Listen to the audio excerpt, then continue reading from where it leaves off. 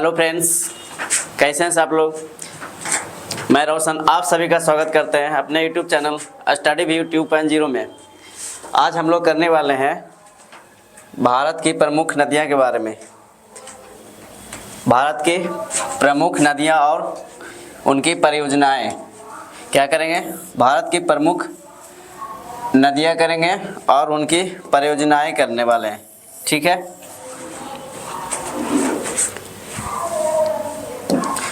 तो चलिए स्टार्ट करते हैं वीडियो को।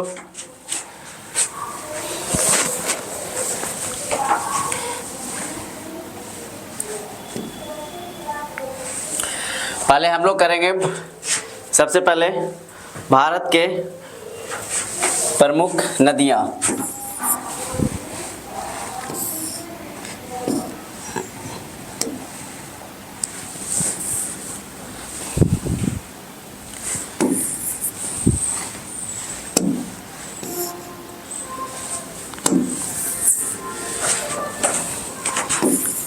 भारत की प्रमुख नदियां। भारत की प्रमुख नदियां, इसमें हम लोग करेंगे दो भाग। इसको हम लोग भारत की प्रमुख नदियों को हम दो भागों में इसको हम लोग बांट कर करते हैं। पहला करेंगे जो अरब सागर में गिरने वाली नदियां, और दूसरी क्या है कि बंगाल की खाड़ी में गिरने वाली नदियां। जिसमें सबसे पहले करेंगे इसमें प्रायद्वीपीय भारत की नदियां है ना, और गंगा, ब्रह्मपुत्र और सिंधु के बारे में करेंगे। इसको दो भागों में हम विभाजित करके करते हैं। पहला इसमें करेंगे एक तरफ गंगा ब्रह्मपुत्र और सिंधु। ठीक है, इसमें करेंगे गंगा, ब्रह्मपुत्र और सिंधु। दूसरी तरफ हम लोग करेंगे प्रायद्वीपीय भारत की नदियां।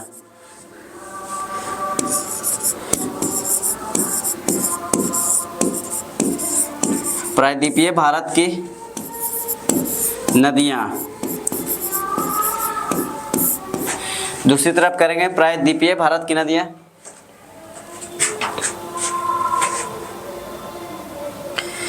तो सबसे पहले हम लोग इसमें करेंगे एक तरफ गंगा, ब्रह्मपुत्र और सिंधु है ना।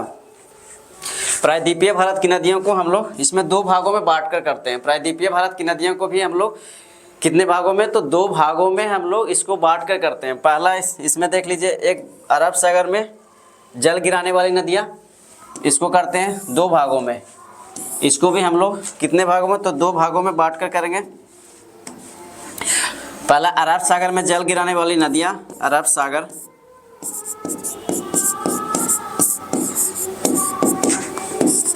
में जल गिराने वाली नदियां। अरब सागर में जल गिराने वाली नदियां। दूसरी तरफ हम लोग करेंगे बंगाल की खाड़ी में जल गिराने वाली नदियां। दूसरी तरफ क्या है कि बंगाल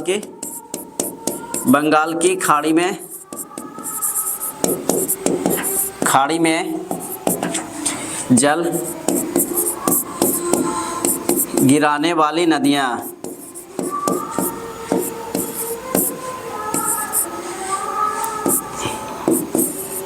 ठीक है, प्रायद्वीपीय भारत में करेंगे। प्रायद्वीपीय भारत की नदियां है जो एक तरफ है जल अरब सागर में जल गिराने वाली नदियां, दूसरी तरफ हम लोग करेंगे बंगाल की खाड़ी में जल गिराने वाली नदियां के बारे में।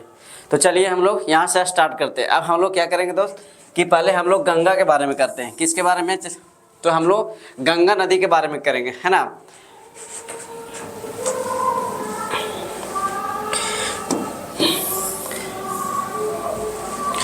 तो सबसे पहले हम लोग इसको गंगा नदी कर लेते हैं। उसके बाद करेंगे ब्रह्मपुत्र नदी। तो गंगा नदी में सबसे पहले हम लोग करेंगे प्रयाग। सबसे पहले इसका क्या करने वाले हैं, तो प्रयाग के बारे में। प्रयाग है ना, प्रयाग किसको बोलते हैं, तो ये है दो नदियों के मिलने से बना प्रयाग है। जो क्या लिखेंगे, प्रयाग दो नदियों के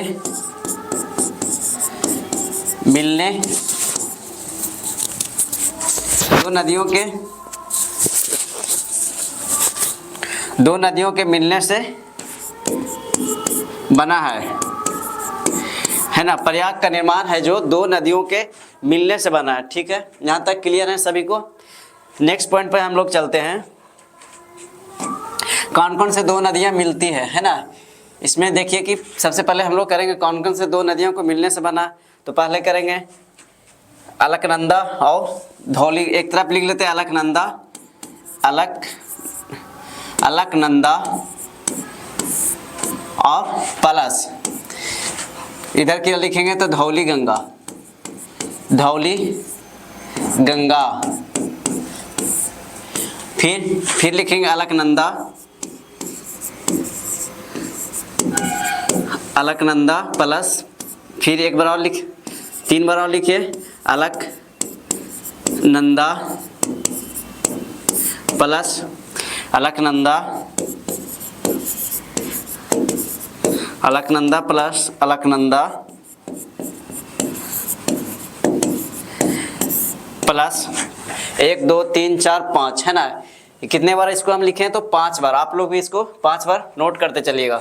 इसमें पढ़ेंगे अलकनंदा प्लस धौली गंगा, उसके बाद चलते हैं अलकनंदा प्लस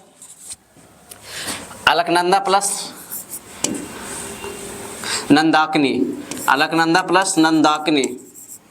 ठीक है, अलकनंदा प्लस क्या चलेंगे पिंडार, अलकनंदा प्लस पिंडार नदी। ठीक है, यहाँ तक अलकनंदा प्लस मंदाकिनी। उसके बाद चलेंगे अलकनंदा प्लस भागीरथी। यहाँ तक सभी को क्लियर है।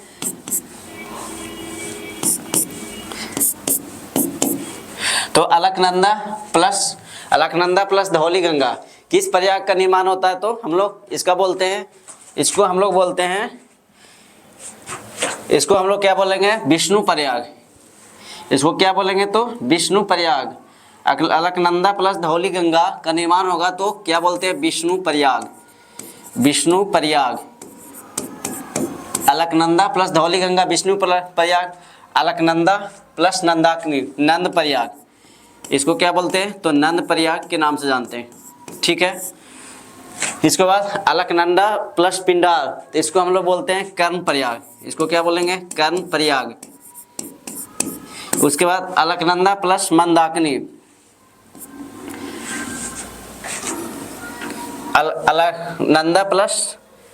अलकनंदा प्लस मंदाकिनी तो देव प्रयाग है ना, रुद्र प्रयाग। इसका क्या हो जाएंगे तो रुद्र प्रयाग। उसके बाद अलकनंदा प्लस भागीरथी, तो इसका निर्माण क्या हो जाएगा तो इसका हो जाएंगे देव प्रयाग। इसको क्या बोलेंगे देव प्रयाग। ठीक है, यहाँ तक सभी को क्लियर है। एक बार इसको आप लोग देख लीजिए कि अलकनंदा और धौली गंगा, अलकनंदा धौली है ना। अलकनंदा और धौली गंगा के मिलने से कौन सा नदी का निर्माण होता था विष्णु प्रयाग। उसके बाद अलकनंदा और नंदाकिनी के मिलने से नंद प्रयाग का निर्माण होता। अलकनंदा और पिंडार के मिलने से कर्ण प्रयाग का निर्माण होता। इसी तरह अलकनंदा और मंदाकिनी के मिलने से रुद्र प्रयाग का निर्माण होता है। अलकनंदा और भागीरथी के मिलने से देव प्रयाग का निर्माण होता है। यहाँ तक सभी को क्लियर हो गए होंगे। इसको हम लोग लिख सकते हैं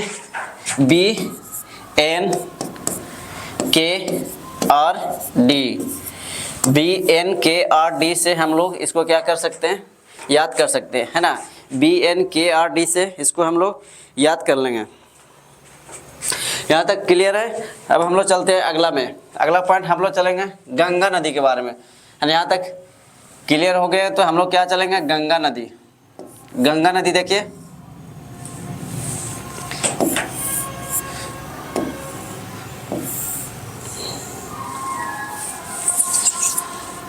एक बार मैप बना लीजिए इसको।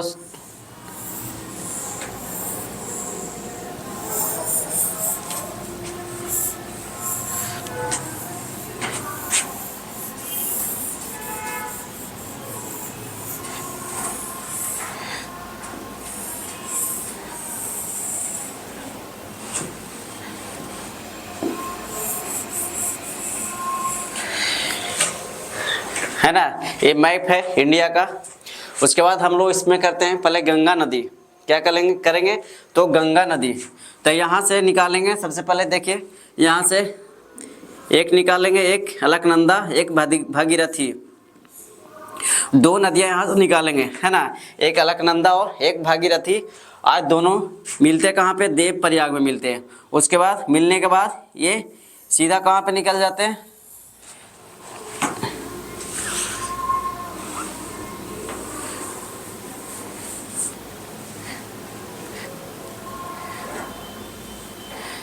है ना, तो ये हो गया देव प्रयाग में मिल जाते हैं। उसके बाद यहाँ से होते हुए ये बंगाल की खाड़ी में प्रवाहित हो जाते हैं, है ना। ये कहाँ पे, तो बंगाल की खाड़ी में ये प्रवाहित होते हैं, एक अलकनंदा और दूसरा है जो भागीरथी नदी के मिलने से देव प्रयाग में, और कहाँ पे, बंगाल की खाड़ी में ये प्रवाहित हो जाती है। ठीक है यहाँ तक। इसके बाद हम लोग चलते हैं, इसके बाद हम लोग क्या करेंगे कि यहाँ से एक निकालेंगे, एक नदी यहाँ से निकालेंगे। ठीक है, कहाँ से निकाल रहे हैं, एक नदी यहाँ से निकाल रहे हैं गंगा की। अब हम लोग करेंगे गंगा की सहायक नदियाँ। देखिए यहाँ पे क्या करने वाले हैं, गंगा की सहायक नदियाँ। तो सबसे पहले हम एक नदी यहाँ से निकालें, एक रामगंगा। उसके बाद दूसरी नदी यहाँ से निकालें, ठीक है, तीसरी नदी यहाँ से निकालें। उसके बाद चौथी नदी यहाँ, और पांचवी नदी है जो यहाँ से निकालें। तो कितने नदियाँ हैं, तो 5, गंगा की 5 असहायक नदियाँ, ये बाएं तट की 5 असहायक नदियाँ। इसको नाम लिख लीजिए, इसको क्या करते हैं, नाम लिखते चलते हैं।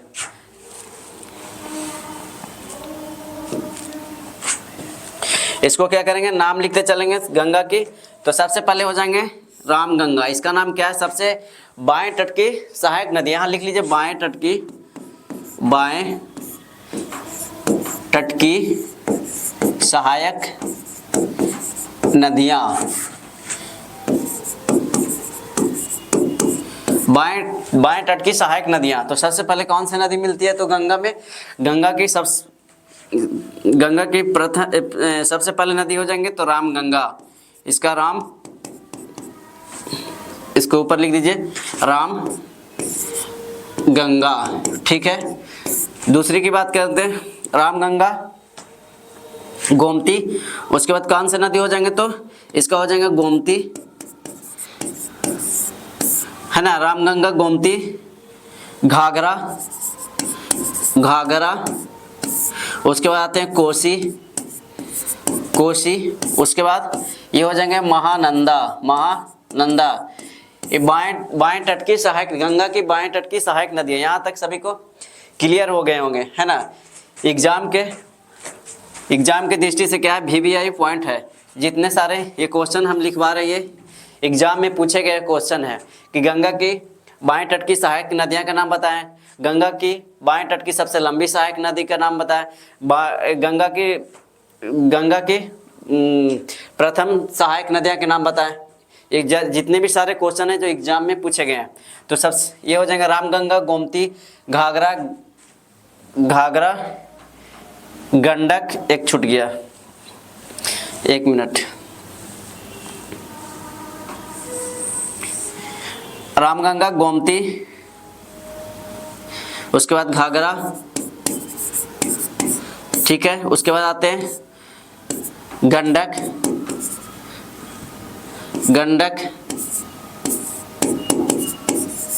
रामगंगा, गोमती, गंडक। उसके बाद कोसी,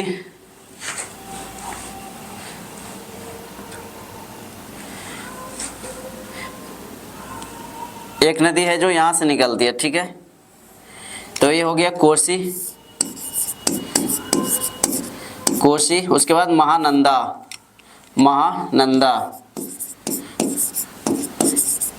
ठीक है, यहाँ तक सभी को क्लियर है।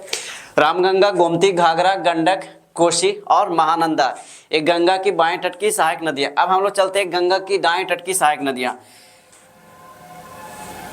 हाँ, ये हो गया गंगा की बाएं तट की सहायक नदी। अब हम लोग चलेंगे गंगा की दाएं तट की सहायक नदी। तो सबसे पहले हम निकालेंगे कौन सा, यमुना नदी यहाँ से निकालेंगे।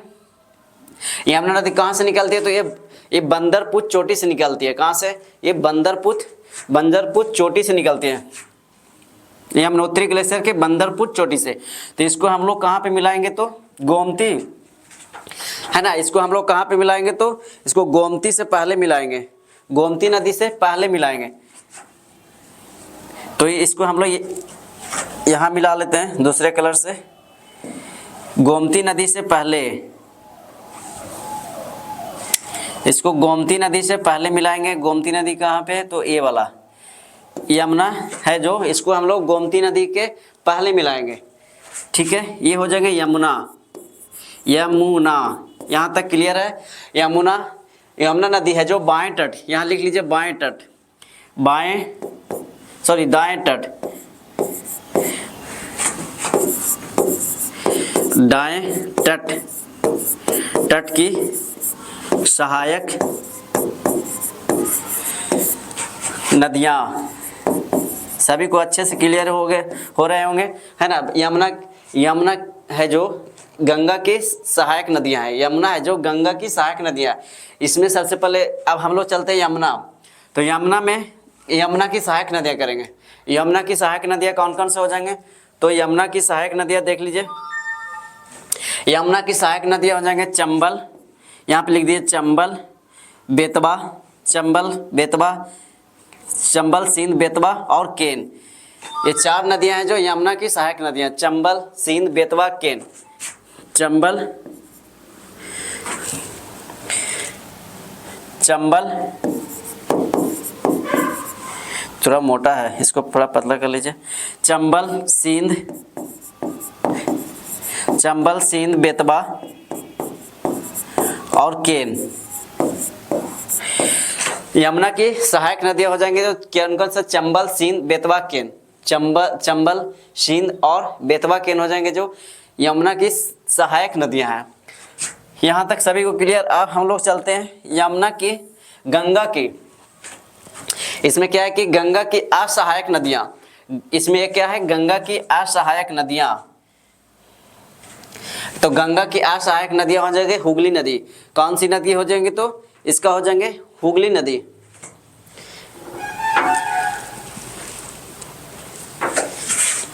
है ना। गंगा की असहायक नदियां क्या हो जाएंगे, इसको मैप को थोड़ा सा इरेज कर लेते हैं।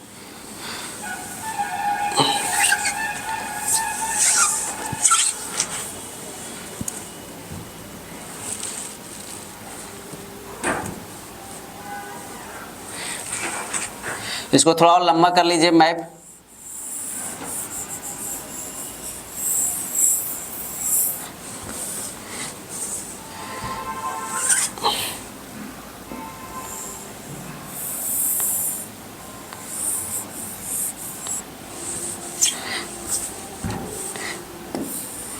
है ना, इसको थोड़ा सा और हम लोग क्या करेंगे, लंबा करके बड़ा कर लेते हैं ताकि इसमें दिक्कत ना हो।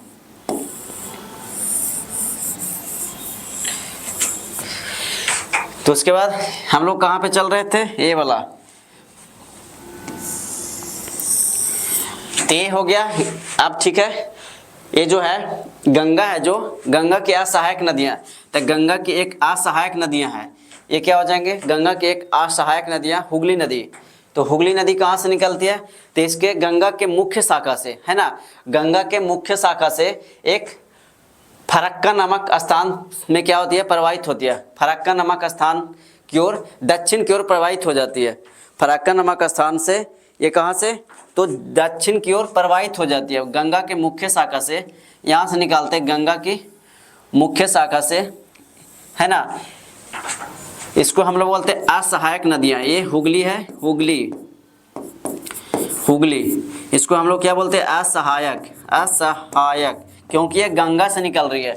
गंगा से क्या हो रही है, निकल रही है। बाकी सारी नदियाँ गंगा में आके मिल रही है ना। जितनी सारी नदियाँ हैं जो गंगा में आके मिल रही है, और हुगली नदी है जो गंगा से निकल रही है। तो इसको हम लोग बोलते हैं असहायक नदियाँ, डिस्ट्रीब्यूटरी, है ना। इसको हम लोग डिस्ट्रीब्यूटरी के नाम से भी जानते हैं। और एक गंगा अति हुगली के तट पे, तो हुगली के तट पे कौन से शहर बसा है, तो कलकत्ता। हुगली के तट पे शहर की बात करें तो कलकत्ता शहर बसा हुआ। हुगली नदी के तट पे कलकत्ता शहर बसा हुआ। यहाँ तक सभी को क्लियर हो गए होंगे। अब हम लोग चलते हैं, इसका कुछ पॉइंट के बारे में चलते हैं, ठीक है। इसका कुछ पॉइंट हम लोग लिख लेते हैं।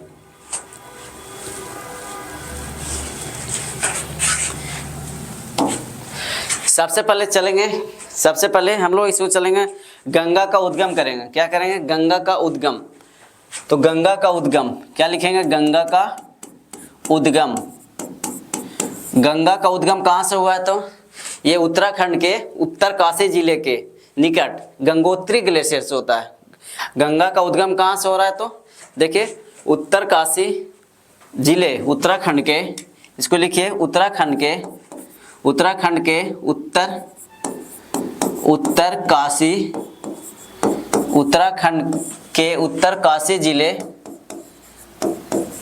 उत्तरकाशी जिले के निकट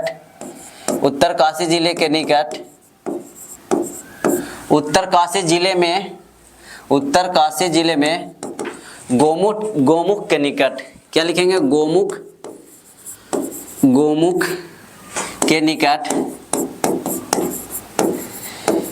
के निकट गंगोत्री ग्लेशियर। कौन सा ग्लेशियर? तो गंगोत्री ग्लेशियर से होता है ना। गंगा का उद्गम कहाँ से हो रहा? तो उत्तराखंड के उत्तरकाशी जिले के निकट, उत्तरकाशी जिले में गोमुख के निकट, और ये गंगोत्री ग्लेशियर से हो रही है। इसकी लंबाई की बात कर लेते हैं हम। इसको लंबाई कितना है? तो इसका लंबाई हो जाएंगे 25 किलोमीटर, है ना। इसकी लंबाई कितनी है? तो ये हो जाएंगे 25 किलोमीटर लिखते हैं इसको। नेक्स्ट पॉइंट चलते हैं दोस्त। नेक्स्ट पॉइंट क्या है कि इसकी लंबाई तो हो गया। अब इसकी हम लोग चलेंगे, गंगा है जो कितने राज्यों में बहती है ना। इसको लिख लीजिए गंगा राज। इसका क्या लिख लीजिए? राज। कितने राज? देश लिख लीजिए। इस कितने देशों में बहती है गंगा? तो सबसे पहले हम राज लिख लेते हैं। गंगा है जो कितने राज्यों में बहती है? तो गंगा है जो उत्तराखंड,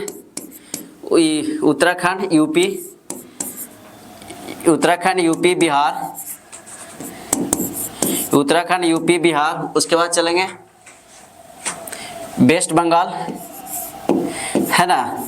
एक छूट गया झारखंड, एक क्या है? झारखंड। उसके बाद चलते हैं वेस्ट बंगाल। तो गंगा कितने राज्यों से होकर बहती है? तो ये 5 राज्यों से होकर बहती है। कितने राज्यों से होकर बहती है? तो 5 राज्य, है ना। ये 5 राज्यों से होकर बहती है। गंगा है जो कितने राज्यों से होकर बहती है? तो 5 राज्यों से होकर बहती है। यहाँ तक सभी को क्लियर हो गए? तो एक बार वीडियो को लाइक कर दें, शेयर कर दें, और हमारे चैनल को भी आप लोग सब्सक्राइब कर ले, है ना। एक बार क्या करें? वीडियो को लाइक कर दें, शेयर कर दें, और हमारे चैनल को भी सब्सक्राइब कर ले। देश की बात करें तो ये 2 देशों में बहती है। कितने देशों में बहती है? तो 2 देशों में। एक बात यह भारत में बहती है, दूसरा बात करें तो बांग्लादेश में। कितने देशों में बहती है? तो गंगा है जो ये 2 देशों में बहती है। गंगा 2 देशों में बहती है। अब हम लोग चलते हैं गंगा के कुछ सहायक नदियां के बारे में कर लेते हैं। गंगा के सहायक नदियां लिख लेते हैं। यहाँ से वहाँ बता दिए थे, एक बार पॉइंट में हम लोग लिख लेते हैं। यहाँ गंगा की सहायक नदियाँ, गंगा की, है ना, गंगा की बाएं तट की, पहले लिखेंगे बाएं तट, गंगा की बाएं तट की सहायक नदियाँ। तो कम हो जाएंगे रामगंगा, उसके बाद रामगंगा के बाद गोमती। इसको दूसरा कलर कर लेते हैं ताकि अच्छे से दिखे। रामगंगा, उसके बाद गोमती, रामगंगा गोमती, ठीक है। पहले लिखिए रामगंगा गोमती, रामगंगा गोमती, घाघरा, गंडक, उसके बाद कोसी, महानंदा, है ना। गंगा की बाएं तट की नदियां कौन सा हो जाएंगे? रामगंगा, गोमती, घाघरा, गंडक, कोसी, महानंदा। RGGG लिखिए, RGGG KM। इसको इससे भी याद कर सकते हैं, RGGG KM।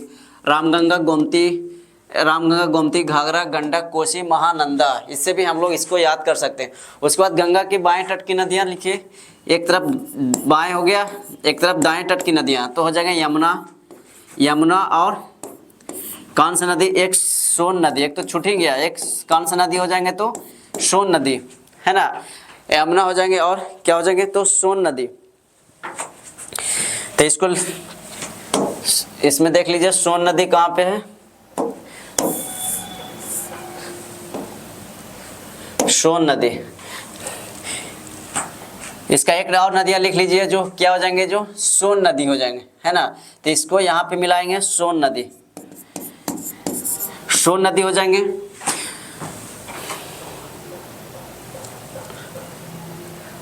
सोन नदी, इसकी सहायक नदियाँ क्या क्या हो जाएंगे, तो इसका हो जाएंगे उत्तरी कोयल और रिहांद नदी, रिहांद और उत्तरी कोयल, उत्तरी कोयल, ठीक है। यहां तक सभी को क्लियर है, सोन नदी, रिहांद और क्या हो जाएंगे उत्तरी कोयल।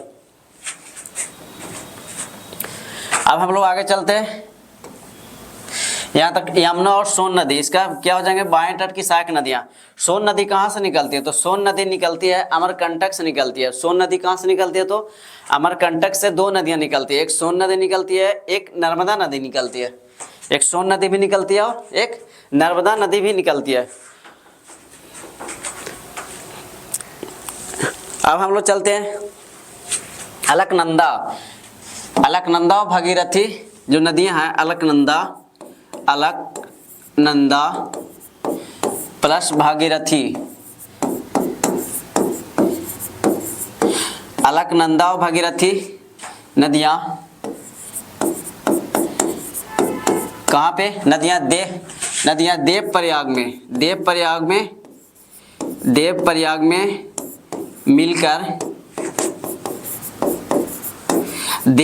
में मिलकर किस नदी का निर्माण करती है, तो गंगा नदी का।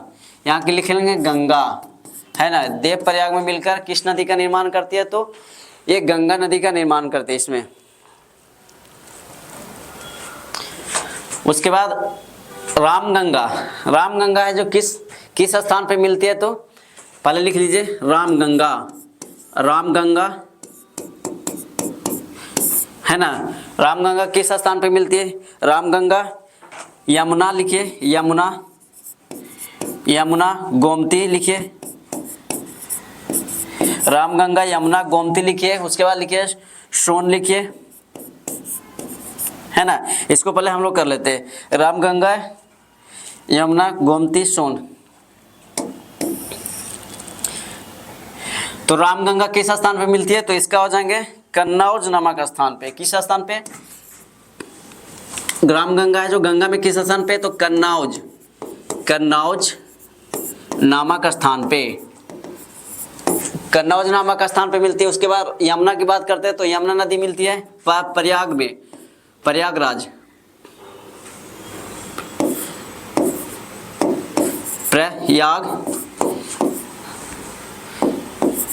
में, है ना। उसके बाद गोमती की बात कर लेते तो ये कहाँ पे मिलती है, तो गंगा में, ये गाजीपुर में मिलती है। कहाँ पे मिलती है, तो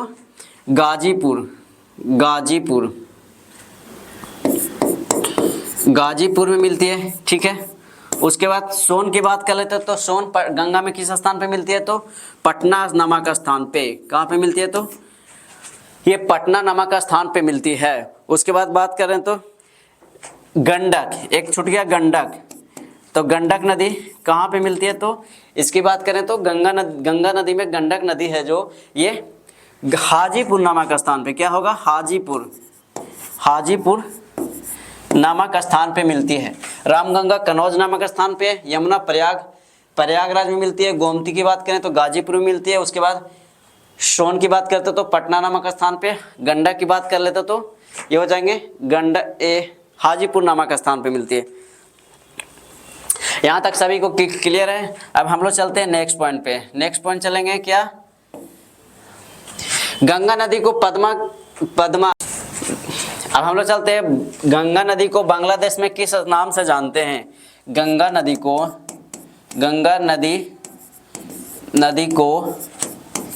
बांग्लादेश में,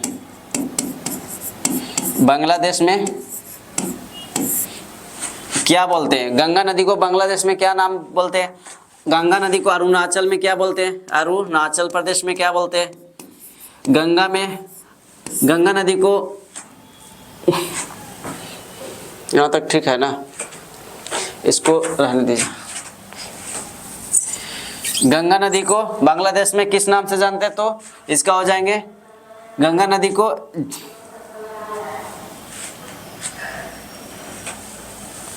पद्मा के नाम से जानते हैं। इसको क्या बोलेंगे? पद्मा के नाम से जानते हैं। गंगा नदी को बांग्लादेश में हम लोग किस नाम से जानते हैं? तो पद्मा के नाम से जानते हैं।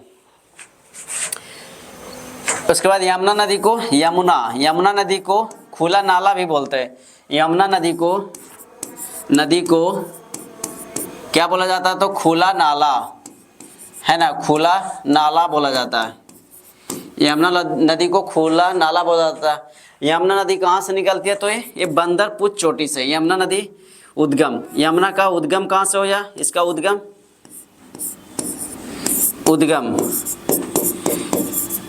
तो यमुनोत्री ग्लेशियर के बंदरपुर चोटी से, बंदरपुर चोटी से निकलती है। कहाँ से निकलती है? तो ये बंदरपुर चोटी से निकलती है। ठीक है, यहाँ तक सभी को क्लियर हो गए होंगे, है ना।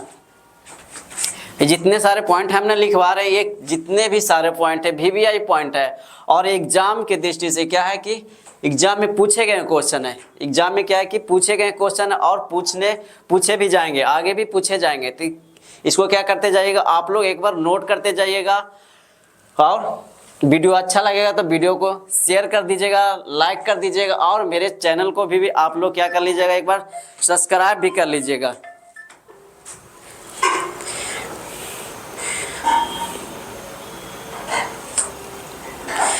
है ना, इसको क्या कर लीजिएगा आप लोग, इसको एक बार सब्सक्राइब भी कर लीजिएगा। यहाँ तक सभी को क्लियर हो गए होंगे।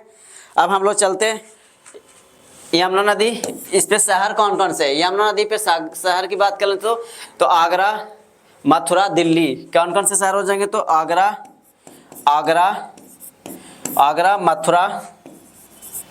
मथुरा और दिल्ली। आगरा, मथुरा और कौन से शहर हो जाएंगे? तो दिल्ली शहर हो जाएंगे, है ना। यमुना नदी पे कौन कौन से? आगरा, मथुरा और दिल्ली शहर हो जाएंगे। उसके बाद हम लोग चलते हैं नेक्स्ट गोमती नदी पे। किस पे चलेंगे? अब हम लोग चलते हैं गोमती नदी।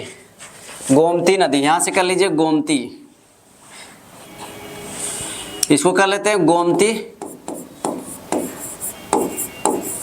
गोमती नदी।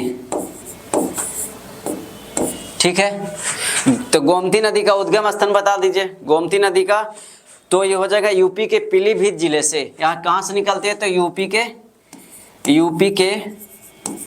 पीलीभीत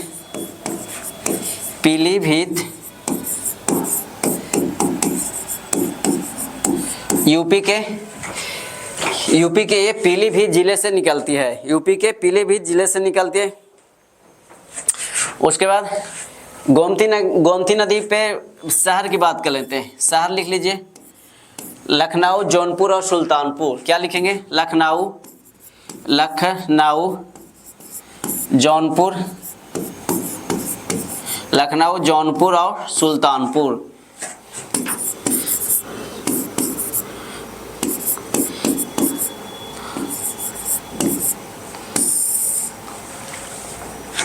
जौनपुर और सुल्तानपुर, है ना। लखनऊ, जौनपुर और कौन से शहर हो जाएंगे? तो सुल्तानपुर हो जाएंगे। गोमती नदी पे स्थित शहर आ जाएंगे लखनऊ, जौनपुर और सुल्तानपुर शहर को देखने को मिलेगा। गंगा नदी पे शहर है। गंगा नदी पे सबसे बड़ा शहर, गंगा नदी पे सबसे बड़ा शहर एक देख लीजिए। गंगा नदी पे दोस्त क्या है दोस्तों कि गंगा नदी पे सबसे बड़ा शहर की बात कर लेते तो ये हो जाएंगे आपका कानपुर। कौन सा सब शहर हो जाएंगे? तो कानपुर हो जाएंगे, कानपुर। और गंगा नदी मैदानी क्षेत्र में बहना कहाँ से प्रारंभ करती है? गंगा नदी है जो मैदानी क्षेत्र में बहना कहाँ से प्रारंभ करती है? तो हो जाएंगे मैदानी क्षेत्र में कहाँ से बहना प्रारंभ करती है? तो ये हो जाएंगे हरिद्वार से। इसका क्या हो जाएंगे, हरिद्वार से, है ना। ये हरिद्वार से है जो मैदानी क्षेत्र में बहना क्या होती है, प्रारंभ होती है। मैदानी क्षेत्र में बहना प्रारंभ हो जाती है, कहाँ से होती है, तो ये हो जाएगा गंगा नदी है जो हरिद्वार से बहना प्रारंभ कर देती है। यहाँ तक सभी को क्लियर है।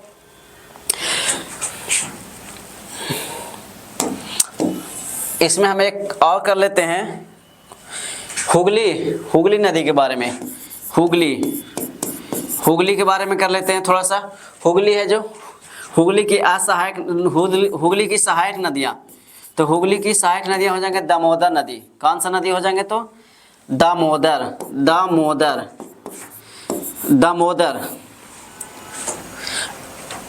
नदी हो जाएगा। दामोदर की सहायक नदियों की बात कर लेते तो इसका हो जाएंगे बराकर नदी हो जाएंगे। बराकर डैम कहाँ पे है, तो बराकर नदी पे, है ना। बराकर डैम भी कहाँ पे है, तो ये हो जाएंगे बराकर नदी पे बराकर डैम है। और ये हो जाएंगे हुगली की सहायक नदियाँ दामोदर की सहायक नदियाँ हो जाएंगे जो बराकर। दामोदर की सहायक नदियाँ हो जाएंगे जो कौन से नदी हो जाएंगे, तो बराकर नदी हो जाएंगे। ठीक है, यहाँ तक सभी को क्लियर है। नेक्स्ट पॉइंट चलते हैं हम लोग, गंगा की पहली, है ना, क्या होता है, गंगा की पहली सहायक नदियाँ, बाएं तट की पहली सहायक नदियाँ, गंगा की पहली बाएं तट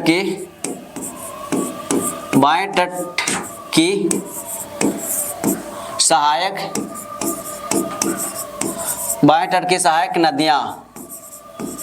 पहली सहायक नदियाँ की बात कर लेते तो गंगा की पहली बाएं तट की सहायक नदियाँ हैं रामगंगा। अंतिम की बात कर ले तो ये पहली हो गया। अंतिम की बात कर लेते तो अंतिम, कलर चेंज हो रहा, अंतिम सहायक नदियाँ की बात करें तो इसका हो जाएंगे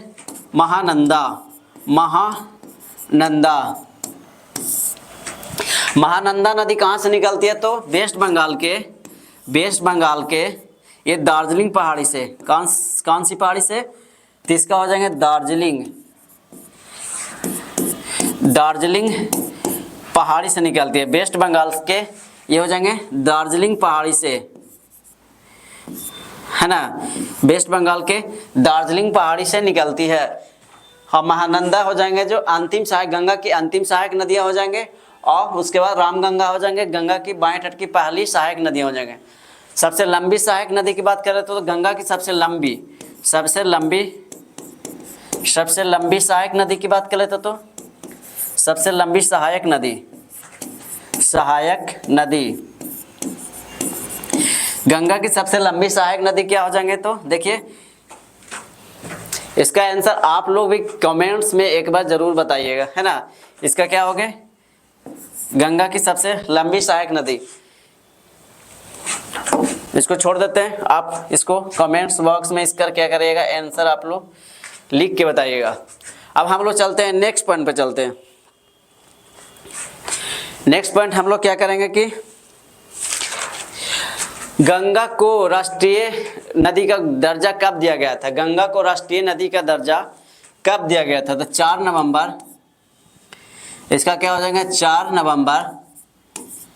नवंबर 2008 को, 4 नवंबर 2008 को गंगा को राष्ट्रीय नदी घोषित किया गया था, है ना, राष्ट्रीय नदी घोषित किया गया था 4 नवंबर कब, 4 नवंबर 2008 को इसको राष्ट्रीय नदी घोषित किया गया था, गंगा नदी को। यहाँ तक क्लियर। अब हम लोग चलते हैं नेक्स्ट चलेंगे सोन नदी के बारे में। सोन नदी कर लीजिए, सोन क्या कर लेते हैं, सोन के बारे में। सोन, तो सोन नदी कहाँ से निकलती है, उद्गम बता दीजिए इसका उद्गम, है ना। इसकी सहायक नदियाँ बता दीजिए, सहायक नदी, इसकी सहायक नदी बता दीजिए। और इसकी क्या बता दीजिए आप लोग, इसका उद्गम बता दीजिए। गंगा की सहायक नदियां, तो गंगा की सहायक नदियां क्या हो जाएंगे, अभी हम लोग किए थे ऊपर, पहले हम इसका उद्गम तो ये हो जाएंगे अमरकंटक से निकलती है, अमरकंटक कहाँ से निकलती है, तो इसका हो जाएंगे अमरकंटक से निकलती है। आप लोगों को वीडियो अच्छा लग रहा है ना, तो एक बार क्या करें, लाइक कर दें, शेयर कर दें, और हमारे चैनल को भी आप लोग इसको सब्सक्राइब कर लें। इसका सहायक नदी तो रिहांद हो जाएंगे, रिहांद एवं उत्तरी कोयल, रिहांद एवं क्या हो जाएंगे, उत्तरी कोयल हो जाएंगे। सोन नदी इसका उद्गम हो जाएंगे अमरकंटक, अमरकंटक से एक और नदियाँ निकलती है, अमरकंटक से एक और नदियाँ निकलती है, इसका नाम क्या है, नर्मदा नदी है ना, अमरकंटक से। और सोन नदी किस दिशा में प्रवाहित होती है, तो सोन नदी उत्तर दिशा में, किस दिशा में, उत्तर दिशा में, सोन नदी उत्तर दिशा में प्रवाहित, सोन नदी है जो उत्तर दिशा में क्या होती है, प्रवाहित होती है ना। नर्मदा नदी है जो कहाँ से निकलती है, तो ये भी अमरकंटक से निकलती है। यहाँ तक सबको क्लियर है। अब हम लोग चलते हैं गंगा नदी, ठीक है। अब हम लोग क्या करेंगे, गंगा नदी करने वाले हैं, तो गंडक करेंगे, गंगा तो हो गया, अब हम लोग करेंगे गंडक। एक बार गंडक कर लेते हैं, गंडक नदी, तो गंडक नदी अभी हम लोग पढ़े, तो ये गंगा में कहाँ पे मिलती है, तो सबसे पहले तो ये गंगा में मिल जाती है, गंडक नदी हाजीपुर नामक स्थान पे, गंडक नदी कहाँ पे मिलती है, तो इसका हो जाएंगे हाजीपुर नामक स्थान पे गंडक में मिल जाती है। उसके बाद हम लोग इसका कुछ कर लेते हैं। गंडक नदी है जो कैसे बनती है, तो ये हो जाएंगे काली गंगा, क्या लिखेंगे, काली गंगा, काली गंगा एवं त्रिशूल गंगा, काली गंगा एवं त्रिशूल गंगा के, आप लोग इसको नोट करते चलिएगा तो अच्छा रहेगा। काली गंगा एवं त्रिशूल गंगा के मिलने से बना है, काली गंगा एवं त्रिशूल गंगा के मिलने से बना है ना, या निर्माण हुआ है। काली गंगा एवं त्रिशूल गंगा के मिलने से इसका क्या हुआ, गंडक नदी का निर्माण हुआ। ठीक है, यहाँ तक सभी को क्लियर है। अब हम लोग क्या करेंगे, यहाँ तक हो गया। अब एक तो छूट गया, एक और पॉइंट लिख लीजिए गंगा के बारे में। गंगा विश्व का सबसे बड़ा डेल्टा, विश्व का सबसे बड़ा डेल्टा की बात करते हैं। सबसे बड़ा डेल्टा, विश्व का सबसे बड़ा डेल्टा कौन हो जाएंगे, तो हो जाएंगे सुंदरबन डेल्टा। इसका नाम क्या है, सुंदरबन डेल्टा है ना। विश्व का सबसे बड़ा डेल्टा हो जाएंगे जो सुंदरबन डेल्टा, सुंदरबन डेल्टा हो गया विश्व का सबसे बड़ा डेल्टा। और ये गंगा ब्रह्मपुत्र नदियों, गंगा एवं ब्रह्मपुत्र के संगम पर बना है ना। गंगा एवं ब्रह्मपुत्र के संगम पर बना विश्व का सबसे बड़ा डेल्टा सुंदरबन डेल्टा के नाम से जानते हैं। सुंदरबन डेल्टा के नाम से हम लोग इसको क्यों जानते हैं, तो सुंदरबन डेल्टा के नाम से हम लोग इसको इसलिए जानते हैं कि इसमें क्या है कि सुंदरी नामक की पेड़ों की अधिकता है। यहाँ लिख लीजिए सुंदरी नामक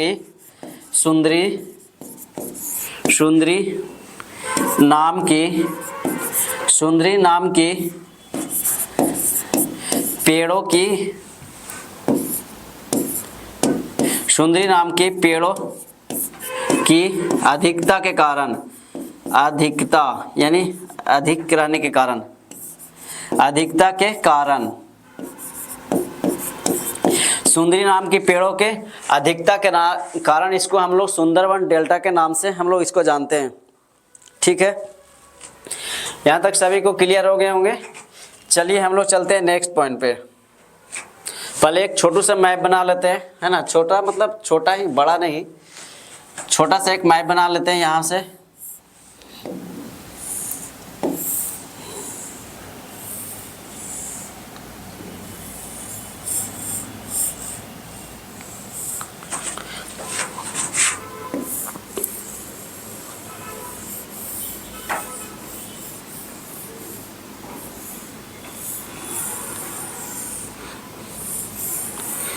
है ना, ये छोटा सा क्या है कि मैप है।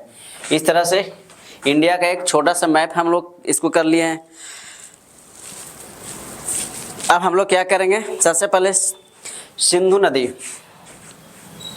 अब हम लोग करने वाले हैं सिंधु नदी के बारे में। सिंधु नदी, गंगा तो हो गया, अब हम लोग करेंगे सिंधु। तो सिंधु को यहाँ से निकाल लिए, यहाँ से निकल रहा सिंधु। एक बीच में क्या है कि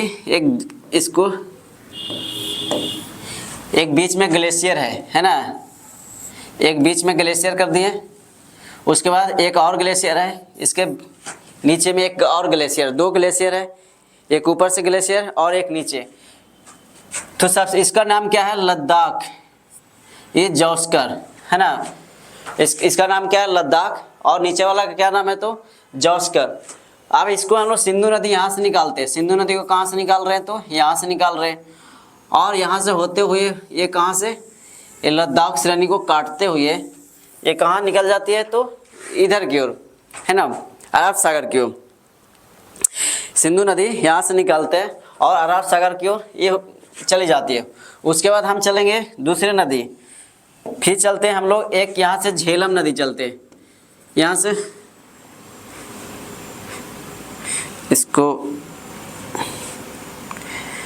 इसको ले लीजिए, यहाँ से झेलम नदी।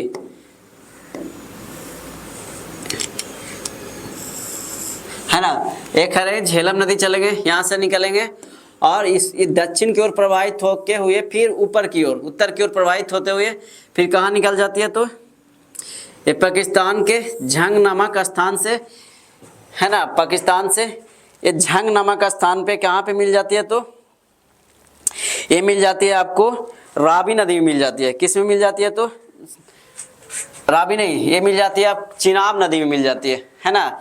ये किस में मिल जाती है, तो चिनाब नदी मिल जाती है। और चिनाब नदी की बात करते तो चिनाब नदी है जो, ये कहाँ से निकल रही है, तो ये दो नदियाँ के मिलने से, एक यहाँ से दो नदियाँ हैं। एक नदी चंद्रा है और एक नदी भागा है। एक नदी क्या है, तो एक नदी चंद्रा है, दूसरी नदी क्या है कि भागा है। दो नदियों के मिलने से, है ना, चंद्रा और भागा के नदियों के मिलने से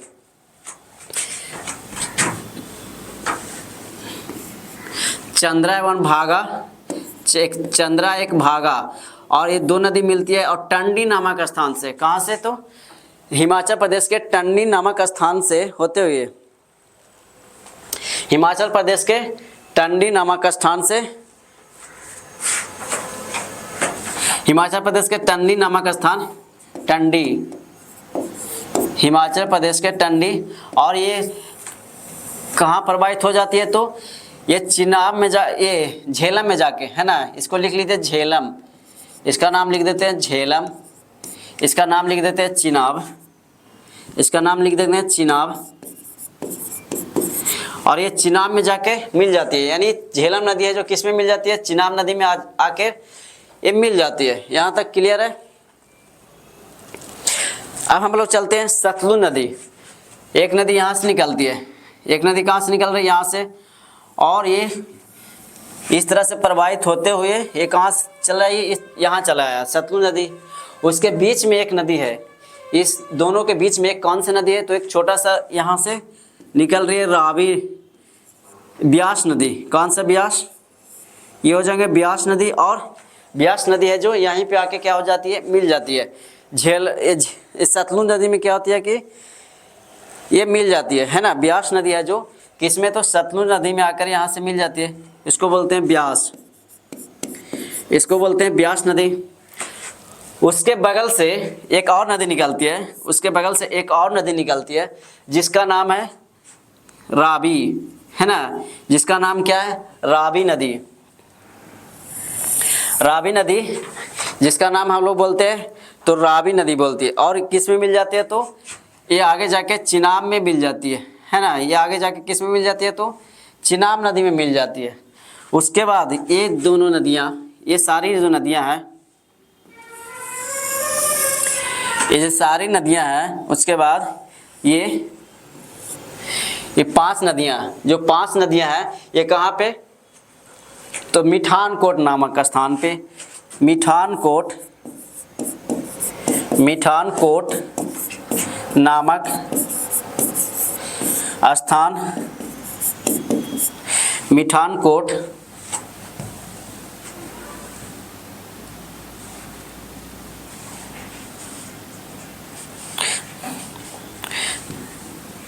इसको लिखिए मिठानकोट नामक स्थान पर मिल जाती है ना, स्थान पर मिलती है। उसके बाद यहाँ से मिलने के बाद ये कहाँ पे, ये अपना जल कहाँ गिराती है, तो ये अपना जल गिराती है अरब सागर में, है ना। ये क्या करती है कि अपना जल कहाँ पे गिरा रही है, तो अरब सागर में, अरब सागर में ये अपना जल है जो कहाँ पे, तो अरब सागर में अपना जल गिराती है, जल गिराती है। ये अपना जल कहाँ गिरा रही है, तो ये अपना जल अरब सागर में गिरा रही है। ठीक है, यहाँ तक सभी को।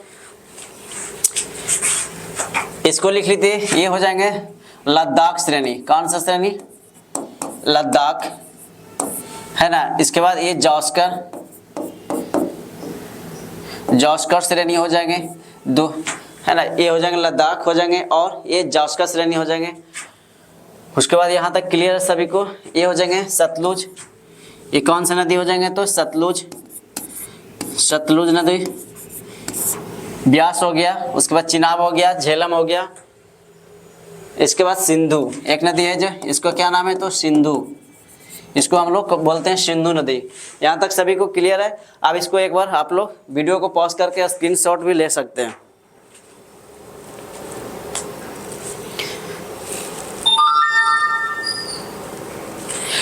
ठीक है, अब हम लोग चलते हैं इसका पॉइंट। सिंधु नदी का उद्गम, पहले लिख लिया सिंधु नदी, क्या लिखिए, सिंधु नदी का उद्गम कौन से ग्लेशियर से होता है, कौन से ग्लेशियर, है ना, कौन से झील से होता है, झील लिख लीजिए, पर्वत लिख लीजिए, कौन से ग्लेशियर से होता है, सिंधु नदी का ग्लेशियर लिख लीजिए, झील लिख लीजिए। उसके बाद हम लोग इसका पर्वत लिख लेते हैं। तो सिंधु नदी ग्लेशियर की बात करते तो बोखर चूक के निकट, बोखर कौन से ग्लेशियर हो जाएंगे, तो बोखर चू के निकट चेमा युंगडुंग ग्लेशियर, चेमा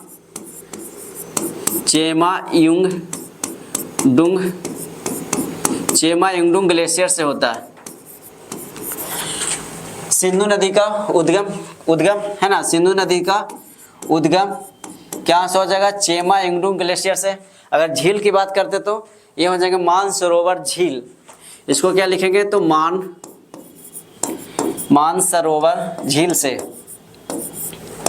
मानसरोवर झील। पर्वत की बात करते हैं तो इसका हो जाएंगे कैलाश पर्वत, इसको क्या बोलेंगे, तो कैलाश पर्वत से, है ना। पर्वत की बात करते हैं तो इसका क्या हो जाएंगे, तो कैलाश पर्वत से हो जाएंगे।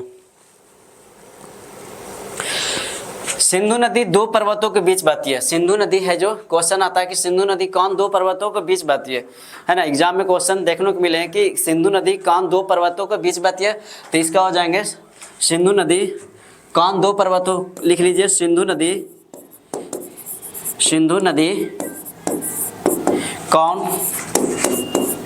कौन से 2 पर्वत श्रेणी, कौन से 2 पर्वत श्रेणी के बीच बहती है ना।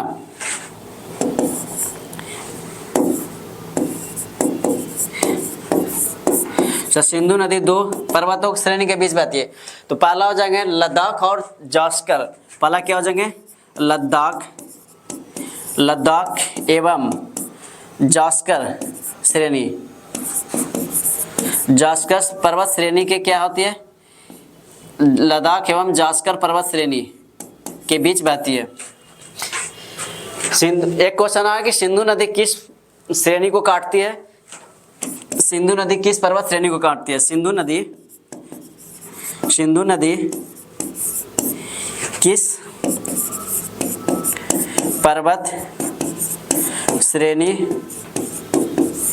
पर्वत श्रेणी को काटती है? सिंधु नदी है जो किस पर्वत श्रेणी को काटती है? तो इसका क्या हो जाएंगे? सिंधु नदी है जो लद्दाख है ना, लद्दाख श्रेणी को, लद्दाख पर्वत श्रेणी को क्या करती है? लद्दाख पर्वत श्रेणी को काटती है। यहां तक सभी को क्लियर है? लद्दाख पर्वत श्रेणी को क्या करती है? लद्दाख पर्वत श्रेणी को काटती है। सिंधु नदी लद्दाख पर्वत श्रेणी को काटती है। सिंधु नदी भारत में प्रवेश कहां से करती है? तो दमचोक नामक स्थान से। इसका क्या हो जाएगा? प्रवेश। इसको लिख दीजिए प्रवेश। प्रवेश कहां करती है? तो दमचोक नामक स्थान से। और इसका एग्जिस्ट यानी निकास, इसका निकास कहाँ पे? निकास की बात करते तो इसका ये हो गया, और निकास होंगे चिल्लास नामक स्थान से। ये क्या हो जाएगा? चिल्लास।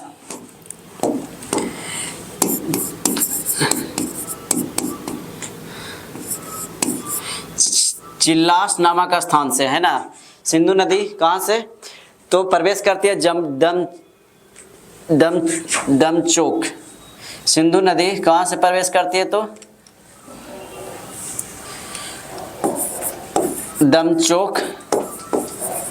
दमचोक नामक से प्रवेश करती है। और चिल्लाक निकास कहाँ पे? तो चिल्लास नामक स्थान से इसका क्या है कि निकास है। यहाँ तक सभी को क्लियर हो गए? सिंधु नदी को तिब्बत में किस नाम से जानते हैं? अगला क्वेश्चन है, या क्या करेंगे तो बोलेगा सर इसका क्या हो जाएगा कि सिंधु नदी को तिब्बत में शेरमुख। एक क्वेश्चन और लिख लीजिए। सिंधु नदी को तिब्बत में सिंधु नदी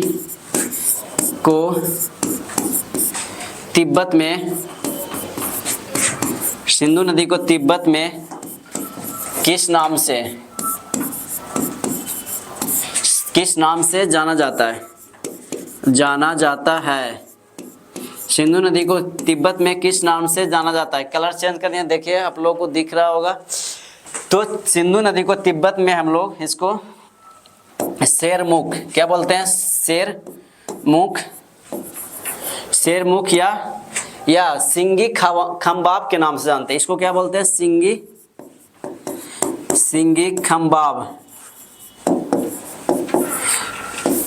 खंबाब के नाम से जानते हैं। सिंधु नदी को तिब्बत में किस नाम से जानते हैं? तो शेरमुख। और किस नाम से? तो सिंगी खंबाब के नाम से इसको जानते हैं। सिंधु नदी की कुछ सहायक नदियां लिख लीजिए, है ना। सिंधु नदी की कुछ सहायक नदियां,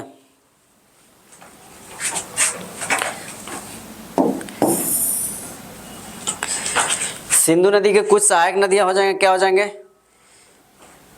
पहले लिख लीजिए सिगार,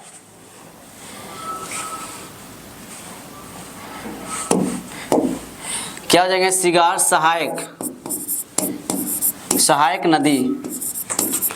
नदी क्या हो जाएंगे? सिगार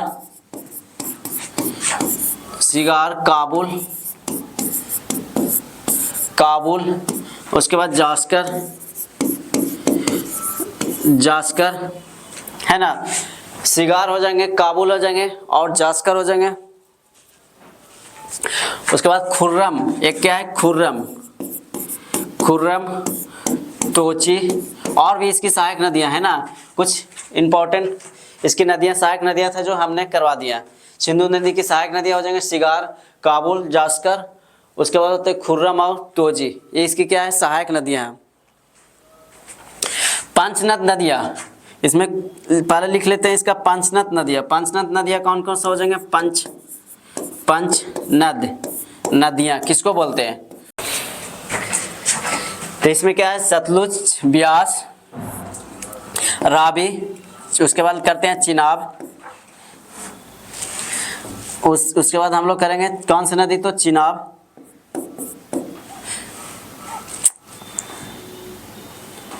चिनाब, उसके बाद झेलम।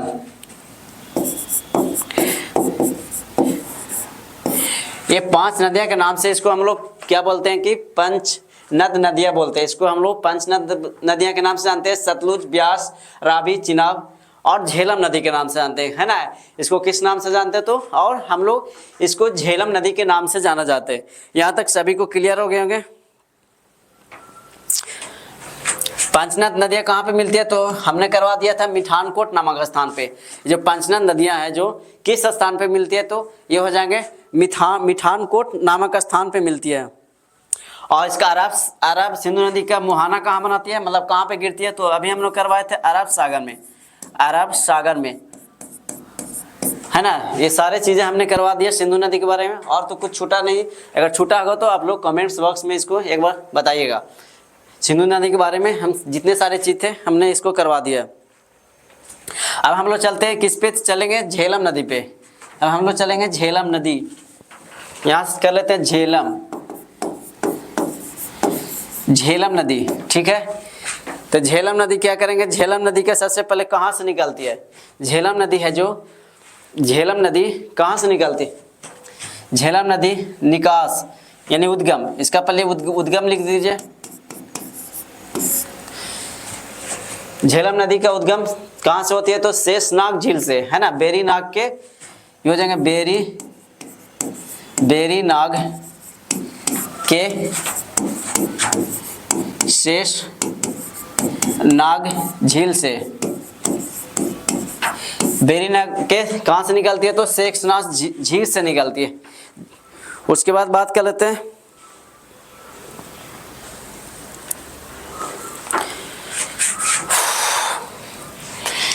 झेलम बेरी नाग नामक स्थान, बेरी नाग एक जगह है, बेरी क्या लिखे, बेरी नाग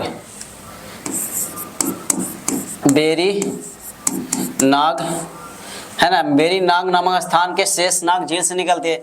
इस पे बरसा शहर की बात करो तो इसका हो जाएंगे दाएं तट पे स्थित श्रीनगर है, श्रीनगर हो जाएंगे।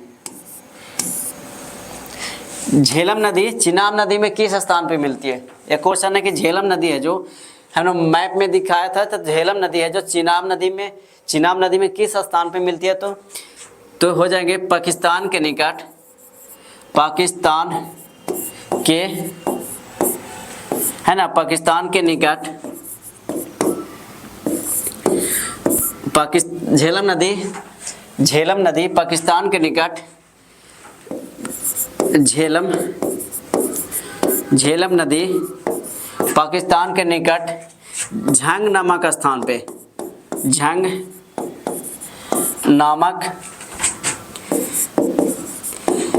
आप लोग इसको नोट करते चलिएगा एक बार, है ना। झंग नामक स्थान पर, झंग नामक स्थान पे किस में मिलती है तो ये हो जाएंगे झंग नामक स्थान पे चिनाब नदी में, चिनाब नदी में क्या होती है तो मिल जाती है,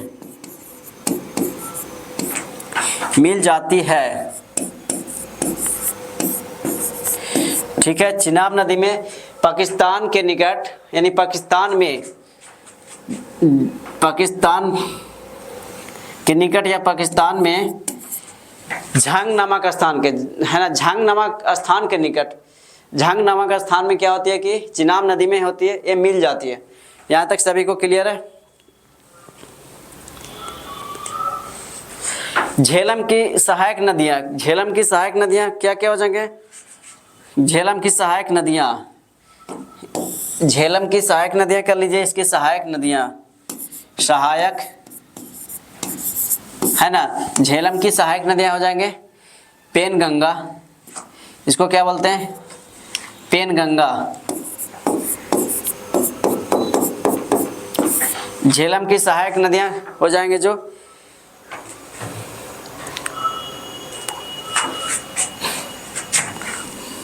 झेलम की सहायक नदियाँ हैं जो किशन गंगा, क्या बोलते हैं इसको किशन गंगा और पोहर।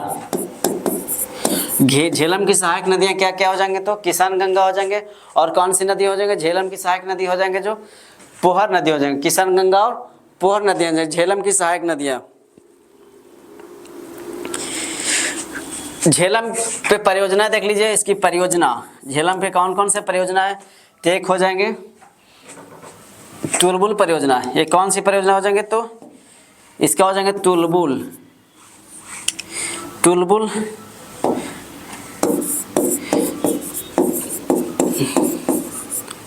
तुलबुल परियोजना और एक उरी परियोजना।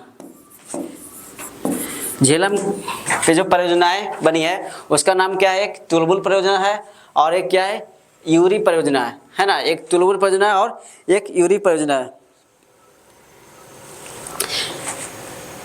एक तुलबुल परियोजना है एक, और एक यूरिम परियोजना है। ठीक है, यहाँ तक।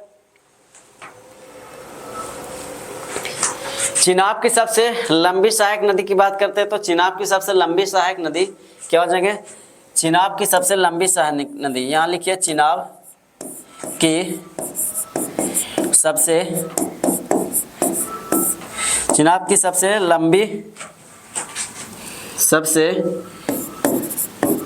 लंबी सहायक नदी, चिनाब की सबसे लंबी सहायक नदी, तो इसका हो जाएंगे सिंधु नदी। कौन सी नदी हो जाएंगे, तो सिंधु। चिनाब की सबसे लंबी सहायक नदी हो जाएंगे जो सिंधु नदी हो जाएंगे। ठीक है, अब हम लोग चलते हैं नेक्स्ट पॉइंट पे चलते हैं। उल्टा लिखा गया क्या, सिंधु नदी, यहाँ लिखिए सिंधु नदी की सबसे लंबी सहायक नदी, तो सिंधु नदी की सबसे लंबी सहायक नदी हो जाएंगे चिनाब। इसका क्या हो जाएंगे, चिनाब। ठीक है, अब ठीक है, सिंधु नदी की सबसे लंबी सहायक नदी हो जाएंगे चिनाब। अब हम लोग चलते हैं नेक्स्ट चिनाब नदी को। चिनाब नदी को करिए, चिनाब नदी को कर लेते हैं। अब हम लोग देख लेते हैं, अब हम लोग को चिनाब नदी।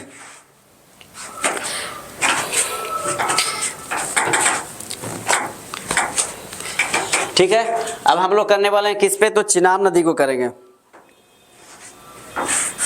चिनाब नदी में हम लोग किए थे कि चिनाब नदी कहाँ से निकलती है, तो ये टंडी नामक स्थान से, हिमाचल प्रदेश के कहाँ से, टंडी नामक स्थान से दो नदियों के मिलने से बना है। तो दो नदियाँ क्या है, दो नदियों के मिलने से बना है चंद्रा एवं भागा नदियों, चंद्रा एवं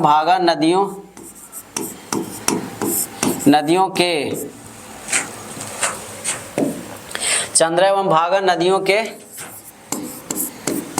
मिलने से, चंद्रा एवं भागा नदियों के टंडी नामक स्थान पर, यहाँ लिख दीजिए टंडी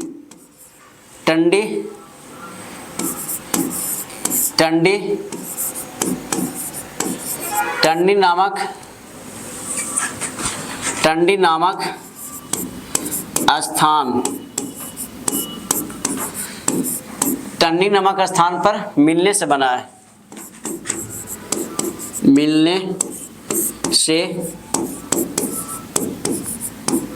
है, आप लोगों को तो अच्छे से दिख रहे होंगे ना। आप लोग कमेंट्स बॉक्स में जरूर बताइएगा कि आप लोगों को दिख रहे हैं कि नहीं दिख रहे हैं। तो टंडी नामक स्थान से मिलने से वाला, और टंडी नामक स्थान कहाँ पे है, तो हिमाचल प्रदेश में। टंडी नामक स्थान है जो कहाँ पे पड़ती है, तो हिमाचल प्रदेश में पड़ती है ना। इसका उद्गम की बात करें तो इसका उद्गम लिख लीजिए, उद्गम। तो ये निकलती है कौन से दर्रे से निकलती है, दर्रे, तो बारह लाचा दर्रे से निकलती है। इसका उद्गम क्या हो जाएंगे, तो इसका उद्गम हो जाएंगे, चिनाब का उद्गम ये हो जाएगा 12 लाचा दर्रे से, ये 12 लाचा दर्रे से निकलती है, इसका उद्गम हो जाएंगे। और इस चंद्रा एवं भागा नदियों के नामक स्थान पर मिलने से बनती है। यहाँ तक सभी को क्लियर है। इसकी परियोजनाएं लिख लीजिए, परियोजनाएं, इसके क्या लिख लीजिए,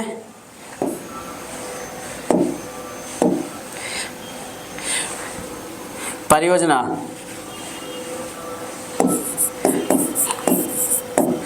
है ना। इसकी परियोजनाएं क्या क्या हो जाएंगे? तो हो जाएंगे सलाल परियोजना, पहला लिख लीजिए सलाल।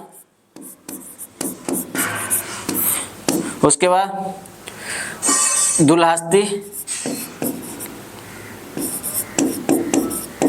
है ना, बगलीहार,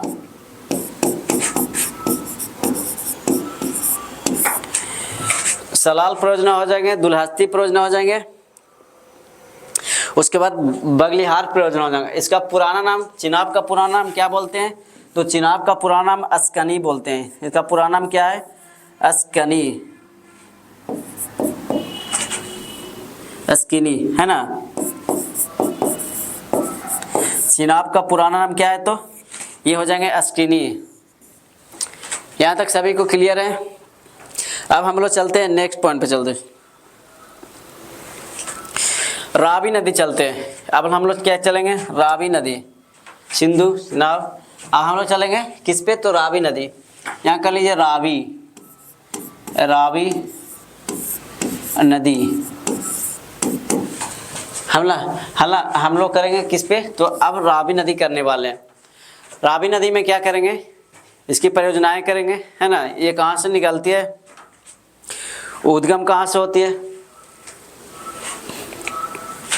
तो सबसे पहले इसका हम लोग उद्गम कर लेते हैं।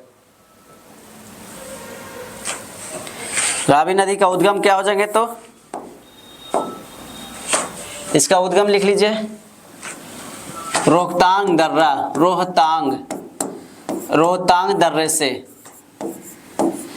है ना। रावी नदी का उद्गम क्या हो जाएंगे? रोहतांग दर्रे से। इसकी परियोजना क्या हो जाएंगे? परियोजना, रावी नदी की परियोजनाएं लिख लीजिए।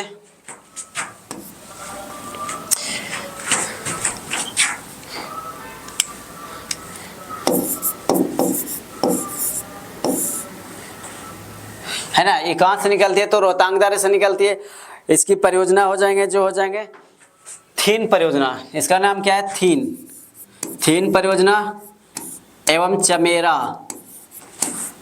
चमेरा परियोजना। आप लोग भी इसको लिखते चलिए ना, एक बार लिखते चलिएगा तो आप लोग को भी ये क्या होगा? याद हो जाएंगे। इसको एक बार आप लोग लिखते चलिएगा। नोट्स एक बार आप इसको क्या करिए, एक नोट्स के रूप में इसको तैयार कर लीजिए। कॉपी पेन लेकर बैठिए और नोट्स के रूप में इसको तैयार कर लीजिए। थीन और चमेरा परियोजना हो जाएंगे जो किस नदी पे? तो रावी नदी पे हो जाएंगे। और ये कौन से दर्रे से निकलती है? तो रोहतांग दर्रे से निकलती है। कौन से दर्रे से निकलती है? तो रोहतांग दर्रे से निकलती है। रोहतांग दर्रे में कौन सा सुरंग है? तो अटल सुरंग। अटल सुरंग कहाँ पे स्थित है? तो रोहतांग दर्रे में स्थित है ना। अटल सुरंग भी कहाँ पे स्थित है? तो हो जाएंगे रोहतांग दर्रे से। अब जितने भी आवागमन करती है जो अब किससे के द्वारा हो रहा है? तो रोहतांग दर्रे से, है ना। जितने भी आवागमन हो रहा है अब किसके द्वारा? तो रोहतांग दर्रे से ही हो रहा है। अब हम लोग चलते हैं नेक्स्ट पे, चलते हैं ब्यास नदी पे। ब्यास नदी कर लेते हैं। ब्यास नदी कहाँ से निकलती है? तो हिमाचल प्रदेश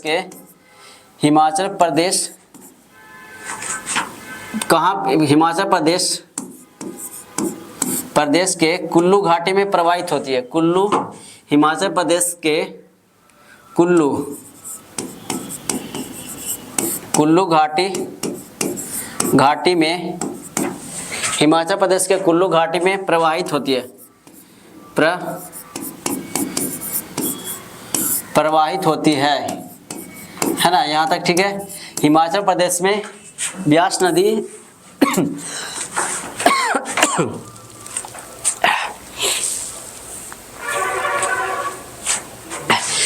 हिमाचल प्रदेश के कुल्लू घाटी में प्रवाहित होती है। ये हो जाएंगे ब्यास नदी कहाँ से निकलती है? तो हो जाएंगे ब्यास कुंड से। ये क्या हो जाएंगे? ब्यास कुंड से, है ना। ब्यास कुंड से निकलती है। ब्यास कुंड से निकलती है। एक है कुल्लू घाटी को क्या बोलते हैं? कुल्लू घाटी को हम लोग जाने जाते हैं देवताओं की घाटी के नाम से। कुल्लू घाटी को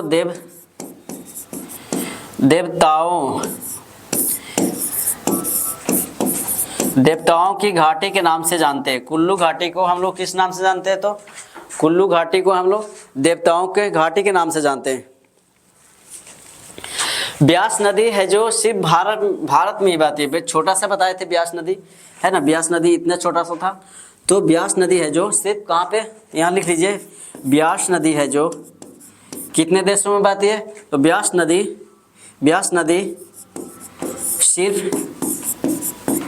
सिर्फ कहाँ पे, सिर्फ इसको इधर कर लीजिए, है ना, ब्यास नदी सिर्फ भारत में बहती है। ब्यास नदी सिर्फ कहाँ पे बहती है, तो ब्यास नदी हो जाएंगे जो सिर्फ भारत में बहती है। यहाँ तक सभी को क्लियर है। इसमें लिखिए ब्यास नदी प्लस सतलुज नदी पे ब्यास नदी। अगला पॉइंट क्या है कि, है ना, अगला पॉइंट क्या है कि ब्यास नदी प्लस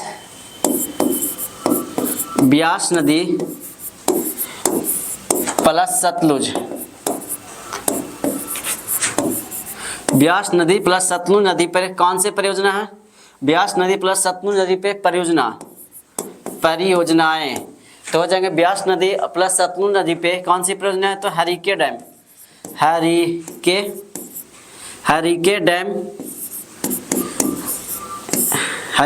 परियोजना है ना।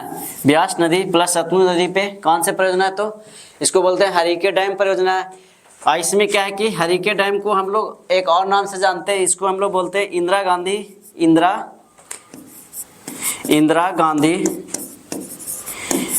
गांधी नहर, है ना। इंदिरा गांधी नहर के नाम से हम लोग इसको जानते हैं। इंदिरा गांधी नहर के नाम से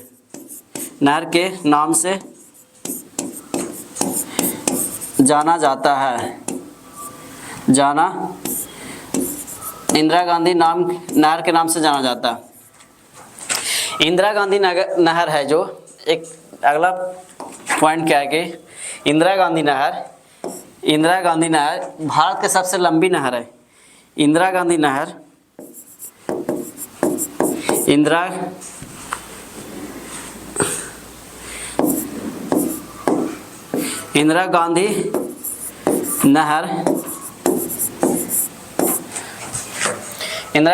भारत की सबसे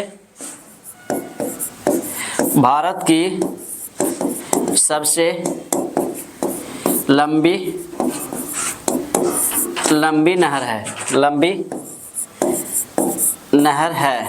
है ना। इंदिरा गांधी नहर है जो भारत की सबसे लंबी नहर है।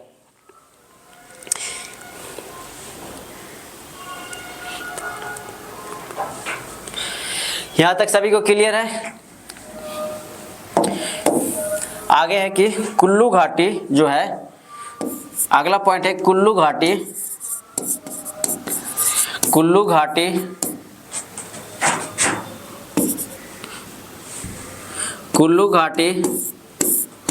धौलाधर, क्या हो जाएंगे, धौलाधर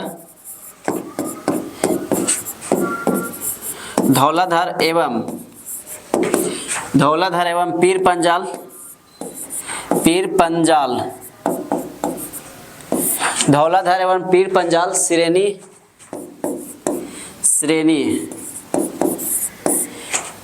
के बीच बहती है ना। कुल्लू घाटी है जो धौलाधर एवं पीर पंजाल श्रेणी के बीच, धौलाधर और पीर पंजाल श्रेणियों के बीच बहती है। कुल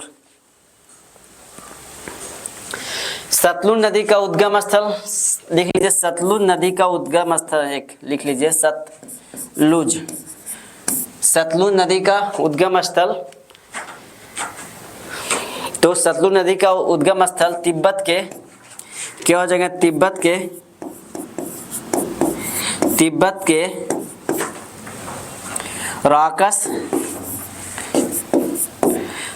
राकस ताल से, तिब्बत के राकस ताल से निकलती है।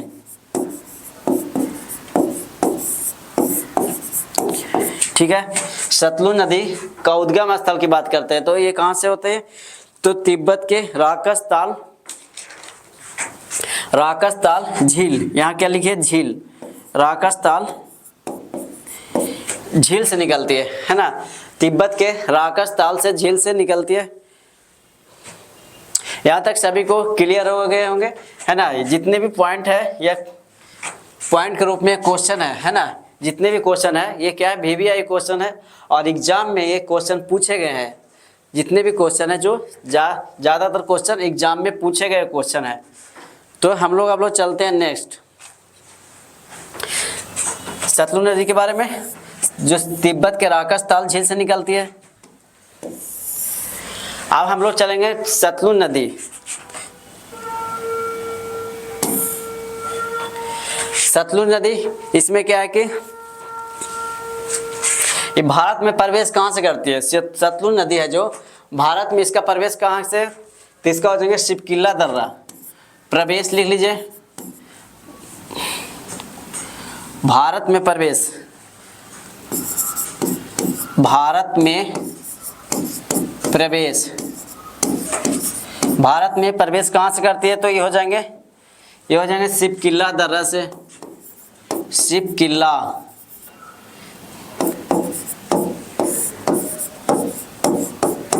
है ना। ये भारत में सतलुज नदी है जो भारत में कहाँ से प्रवेश करती है, तो ये हो जाएंगे शिपकिला दर्रे से प्रवेश करती है।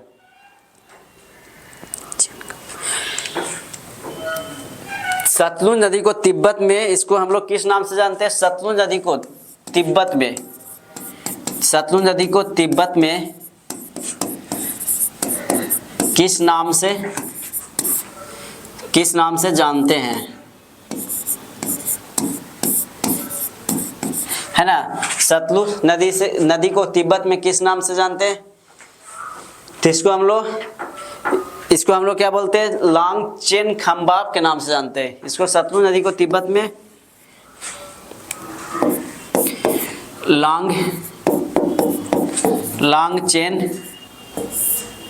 लांगचेन खम्बाब, सतलुज नदी को तिब्बत में हम लोग इसको लांगचेन खम्बाब के नाम से जानते हैं। ठीक है, यहाँ तक सभी को क्लियर है।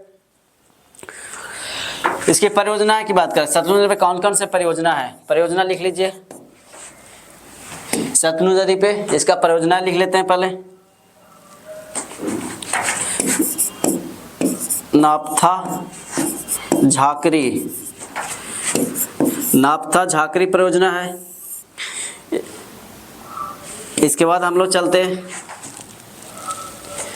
एक भाखड़ा नंगल परियोजना है। एक क्या हो जाएंगे, परियोजना हो जाएंगे भाखड़ा नंगल,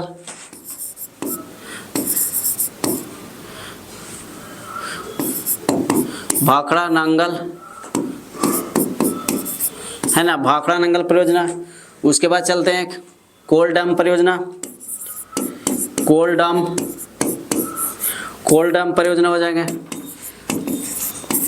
ठीक है, जितनी सारी परियोजना है किस नदी पे स्थित है, तो ये हो जाएंगे सतलुज नदी पे स्थित है। यहाँ तक सभी को क्लियर है। अभी हम लोग बता दिए थे ऊपर एक पॉइंट, सतलुज नदी प्लस ब्यास नदी पे हरिके डैम, हरिके बैराज परियोजना है, जिसको बोलते हैं हरिके डैम या हरिके बैराज परियोजना के नाम से जानते हैं, याद है ना। अब हम लोग चलेंगे ब्रह्मपुत्र नदी। अब एक लास्ट है जिसमें चलते हैं ब्रह्मपुत्र नदी पे। क्या चलेंगे, ब्रह्मपुत्र। ब्रह्मपुत्र नदी के बारे में को तिब्बत में किस नाम से जानते हैं, ब्रह्मपुत्र नदी अरुणाचल प्रदेश में किस नाम से जानते हैं, है ना। ब्रह्मपुत्र नदी को भारत में ब्रह्मपुत्र के नाम से जानते हैं। असम में किस नाम से जानते हैं ब्रह्मपुत्र नदी को, तो ब्रह्मपुत्र नदी की सबसे लंबी सहायक नदी देख लीजिए। ब्रह्मपुत्र नदी की सबसे लंबी, ब्रह्मपुत्र की सबसे लंबी सहायक क्या हो रहा, ब्रह्मपुत्र की सबसे लंबी सहायक नदी, है ना। ब्रह्मपुत्र की सबसे लंबी सहायक नदी क्या हो जाएंगे, तो इसका हो जाएंगे सुबनसिरी। इसका क्या नाम है, तो इसको बोलते हैं सुबनसिरी,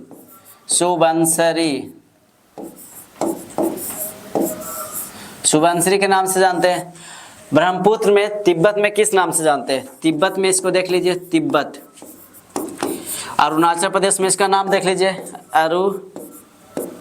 अरुणाचल में। उसके बाद असम में इसको किस नाम से जानते हैं? असम में। ब्रह्मपुत्र को तिब्बत में किस नाम से जानते हैं? ब्रह्मपुत्र को असम में किस नाम से जानते हैं? और ब्रह्मपुत्र को अरुणाचल प्रदेश में किस नाम से जाना जाता है? तिब्बत में इसको यारलुंग के नाम से जानते हैं। क्या बोलते हैं?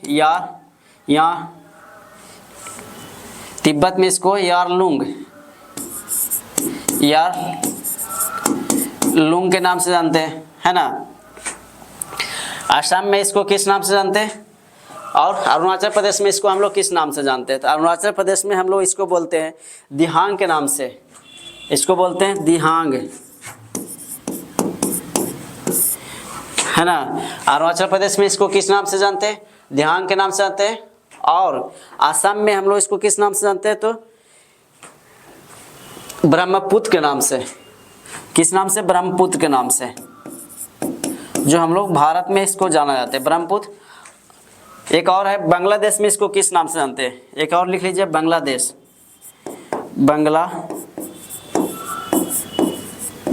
बांग्लादेश में इसको हम लोग किस नाम से जानते हैं? तो ये हो जाएंगे, बांग्लादेश में जमुना के नाम से जानते हैं, जमुना। बांग्लादेश में इसको हम लोग किस नाम से जानते हैं? तो जमुना के नाम से जानते हैं, ठीक है।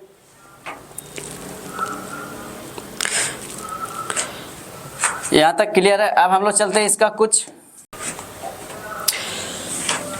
ब्रह्मपुत्र की बाएं तट की सहायक नदियां पर कर लेते हैं। ब्रह्मपुत्र की ज्यादा मोटा, ब्रह्मपुत्र की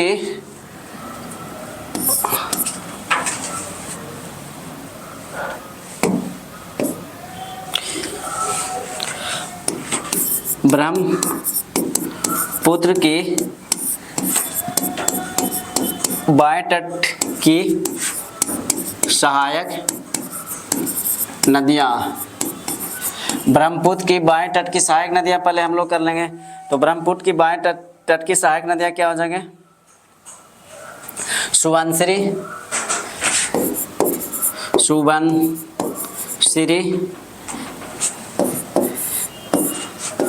है ना। सुबनसिरी, तीस्ता,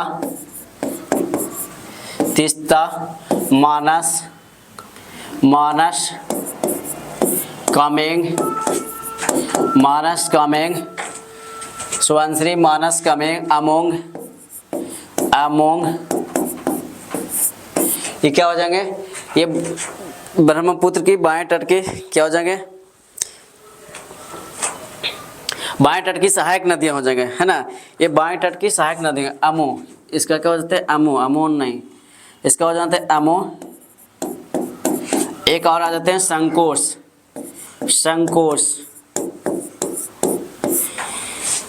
ये हो जाएंगे ब्रह्मपुत्र की बाएं तट की सहायक नदियां। अब हम लोग चलते हैं दाएं तट की सहायक नदियां। इसका दाएं तट की सहायक नदियां तो हो जाएंगे, दाएं तट की सहायक नदियां में क्या हो जाएंगे? हो जाएंगे मेघना, है ना। एक तरफ हो जाएंगे मेघना, कपिली, ठीक है। मेघना हो जाएंगे, कपिली हो जाएंगे, और क्या हो जाएंगे? धनसिरी,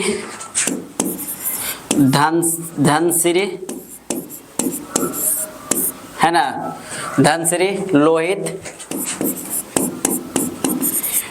धनसिरी हो जाएंगे, लोहित हो जाएंगे, और दिहांग हो जाएंगे। दिहांग ये क्या हो जाएंगे? ब्रह्मपुत्र की बाएं तट की नदियाँ, और ये दाएं तट की नदियाँ, है ना। पहला बाएं तट की नदियाँ में क्या क्या है? सुबनसिरी, तीस्ता, मानस, कामेंग, उसके बाद अमो, संकोश। उसके बाद दाएं तट की नदियाँ देखिए, मेघना, कपिली, धनसिरी और लोहित, दिहांग। ये दाएं तट की नदियाँ हो जाएंगे। यहाँ तक सभी को क्लियर है। अब इसका एक पॉइंट आया कि कपिली नदियाँ पे, है ना, कपिली नदियाँ पे कौन से मंदिर है? को कपिली,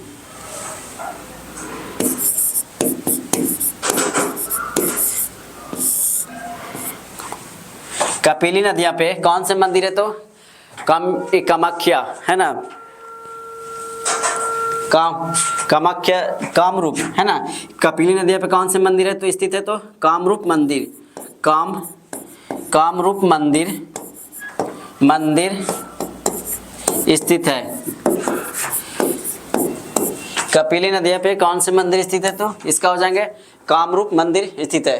तो ये हो जाएंगे दाएं तट के ब्रह्मपुत्र की दाएं तटिया में कपिली नदियां पे कामरूप मंदिर स्थित है। यहां तक सभी के क्लियर है? विश्व का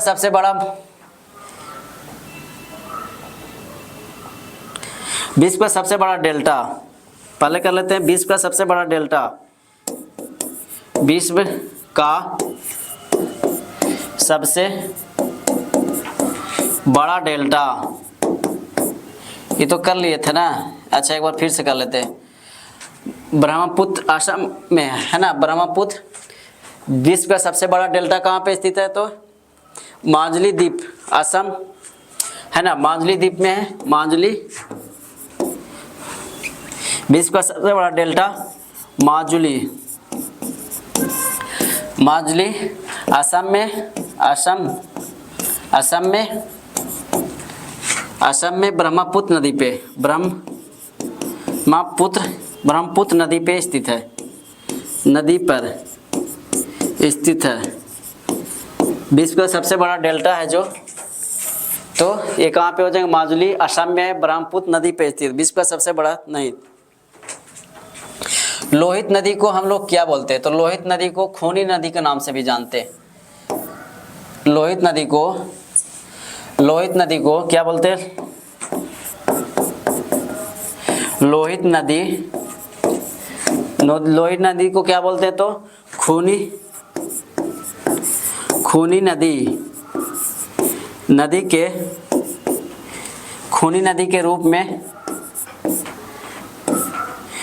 नदी के रूप में जानते हैं। लोहित नदी को हम लोग किस नदी के रूप में जानते हैं? तो लोहित नदी को हम लोग है ना, लोहित नदी को हम लोग किस नदी के रूप में जानते हैं? तो माजुली, इसके खूनी नदी के रूप में जानते हैं। ठीक है, अब हम लोग चलते हैं। जो ब्रह्मपुत्र नदी है, यहाँ लिख लीजिए एक पॉइंट नोट में, नोट करके लिख लीजिएगा। ब्रह्मपुत्र नदी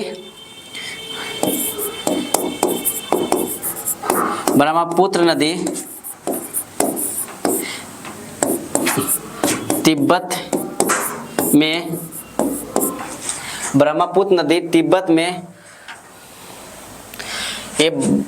में नामचा बर्मा से, नामचा बर्मा, तिब्बत, ब्रह्मपुत्र नदी तिब्बत में नामचा बर्मा से यू टर्न लेकर है ना प्रवेश करती है।